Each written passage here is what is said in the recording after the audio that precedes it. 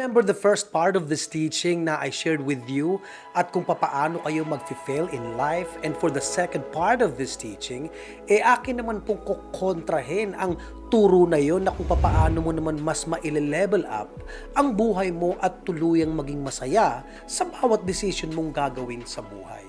Hello everyone, my name is Jet Singh and I'm a professional life coach and a certified counselor, and I would like to welcome all of you, or ikaw na bago pa lang sa channel na to, and in today's teaching, akin pong papaintindi sa inyo kung ano at papaano mo maiaangat ang sarili mo sa pamamagitan ng kaisipan, salita, gawa, katawan, and how I see the brighter side of this world na baka mapagkapulutan mo ng aral.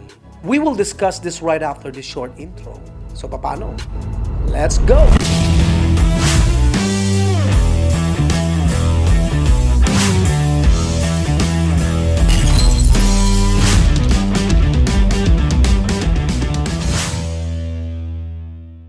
Let me give you a quick review ng part 1 ng lesson natin today, and you may want to consider subscribing. And please don't forget to click the like and the bell icon sa lower right side ng video na to. And I appreciate that. Now let's continue. Let me contradict the 7 thought process na kung papaano tayo magpe-fail sa buhay, katulad ng part 1 ng teaching na to. And dun sa mga hindi pa nakakapanood, ilalagay ko po ang part 1 link, and you can just click that right after mong mapanood tong part 2. Now let's continue.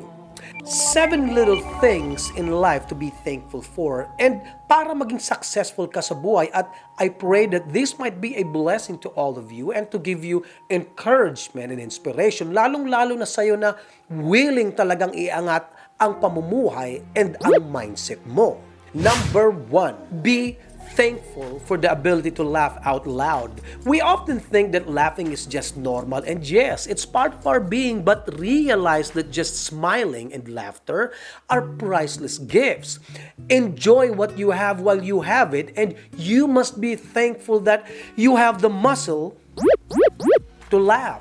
At baka hindi mo na-realize na marami wala ng muka or nasira ang muka at di na kaya nilang ngumiti sa maraming dahilan na mas karamihan hindi na maintindihan kung bakit nangyari sa kanila yon. Pero ikaw na mas marami pa ata ang ginagamit mo ang pagtawa sa mga bagay na nakakasakit sa iba, or worse, pinagtatawanan mo lang ang iba na akala mo mas higit ka sa kanila, o di naman kaya ginawa mong katatawanan ang mga bagay na sa kanila ay importante at sa'yo is simple lang. Check that ungrateful heart of yours. And number 2, be thankful for the ability to use the bathroom. Ha? What do you mean? Alam mo bang sa tuwing iihi ako, pinagpapasalamat ko sa mahal na Ama na meron pa akong healthy kidneys na nagpa-function pa ng maayos and to filter all the toxins in my body. Ganun ka ba? Let's all be honest with this. We are so easy to take this for granted na kung makainom ka ng alak or kung papaano mo abusuhin ang katawan mo, ganun-ganun na lang. And I am sure na baka isa ka or kamag-anak mo ang nagdadialysis na, at ang mas malala pa nito, ni pang dialysis, wala.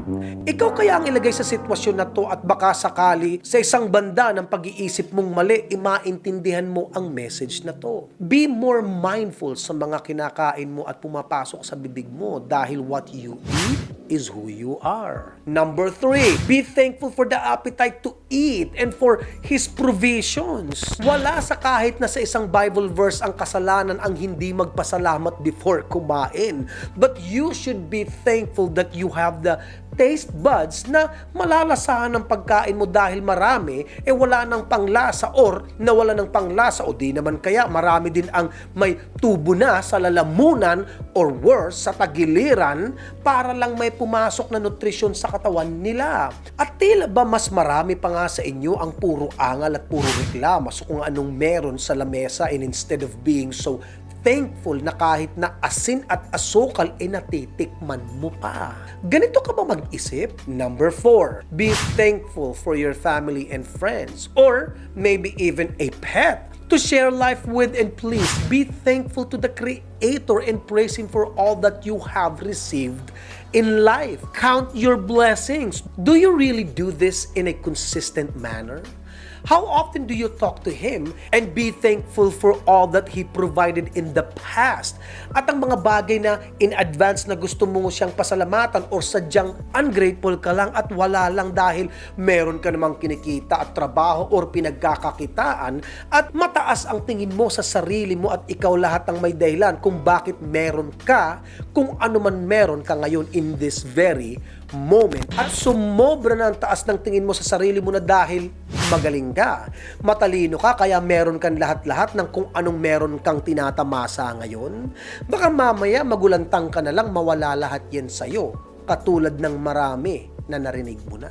Number 5, be thankful for the opportunity to give to others. Isa to sa mga natitake for granted natin in a constant basis. At baka iniisip nyo na ito'y pagbibigay ng regalo at material na bagay at pera.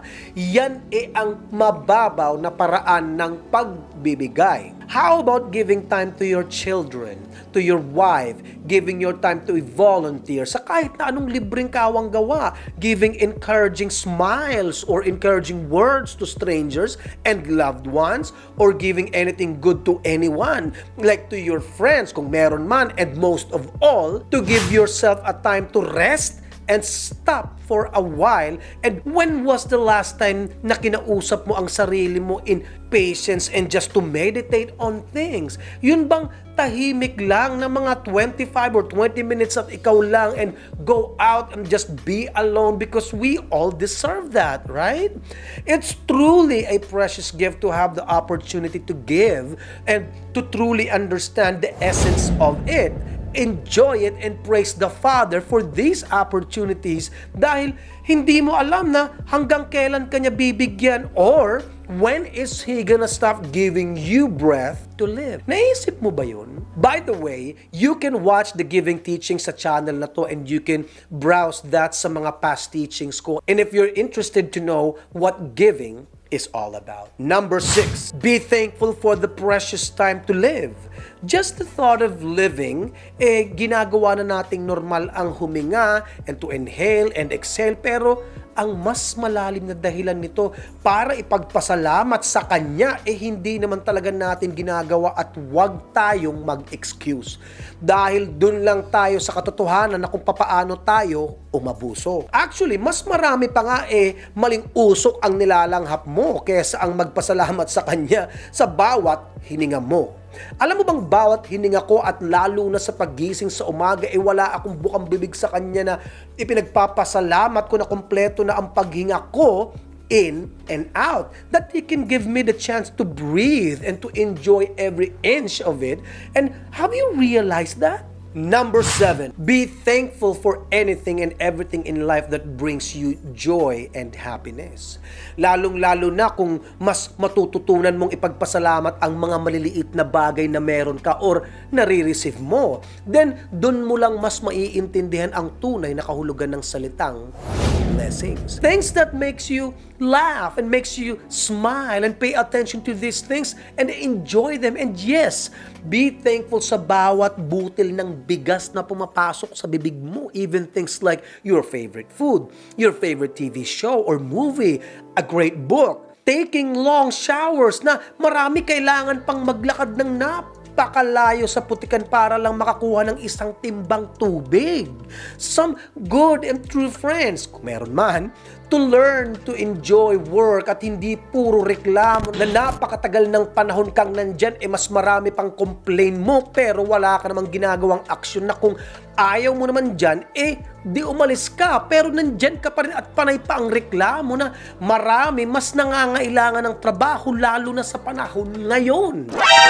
Wala kang awa! Your peaceful home, your comfortable bed, na marami nga nasa ilalim ng tulay nakatira or di kaya nasa kariton natutulog at pamilya pa sila, and some are worst, at sa kalsada natutulog, ikaw reklamo pa na matigas ang unan at walang kutsyon daw, that favorite game or laro na mabuti ka pa meron pang naitatakbo at marami na putulan na dahil sa sakit or sa gera, at mga activities na kompleto pa ang katawan mo, marami nakaratay sa higaan at di na nakakabangon dahil sa nararamdaman or sakit, and to be able to sleep well at marami hindi nakukumpleto ang tulog dahil sa anxiety at sa mga iniisip nilang problema, and ang ipagpasalamat na meron ka pang parents na marami ay wala na. You have to learn to pay attention to anything that brings joy, peace, hope, warm memories, and most of all, be thankful for that little small things that you have in this very moment. Dahil baka bukas makalawa, mawala na yan sa'yo o di kaya ikaw na ang mawala. Learn to be thankful ng mas mga maliliit na bagay, dahil the more mo maa-appreciate ang mga maliliit na bagay, then He will be the one to add more into your life. At dito na naman po nagtatapos ang turo ng channel na to, and thank you so much for watching and maybe listening. Maybe this enlighten you and your senses na para naman kahit na papaano sa maliit na paraan nakapagbigay to ng liwanag sa mga madidilim na nangyari or nangyayari sa buhay mo ngayon. See you sa mga susunod na teaching ng channel na to, and always remember that. Shalom.